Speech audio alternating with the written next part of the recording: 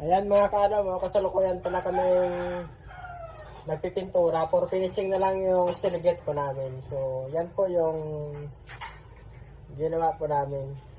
Ang pogi nga fabricator ng GB, si Ivan, si Baby Boy. Yan, mabait na bata yan. Yan.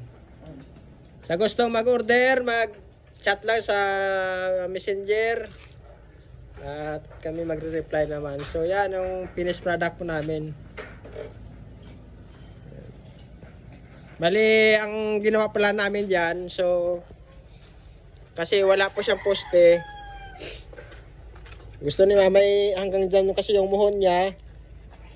So naglagay kami ng maliit na pegs dito, pegs to. Yan, hanggang doon. Bali 7 feet po yan. Simula nito hanggang doon, 7 feet po yan. Hanggang doon siya. Bali, 4 na pay siya. Tapos, ginawa ko na lang ng trusses dyan dito sa ibabaw niya. Kasi, lulundo po yan pag walang ganyan. Tapos, nilagyan na ng bracing dito na naka-wide bilaan. Kasi, lumulundo po yan sa sobrang bigat. Kasi, ang balak nito ni ma'am, bali, palalagyan niya po kasi dito sa amin ng ano yan, bubong dito. Yan. So, yan muna ang unahin nila na project, yung steel gate kasi nag-iipon pa sila ng budget.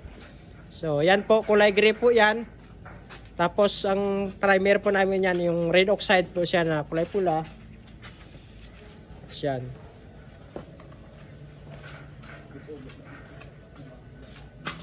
So, yan po. Sa gusto mag-order lang po. Salamat!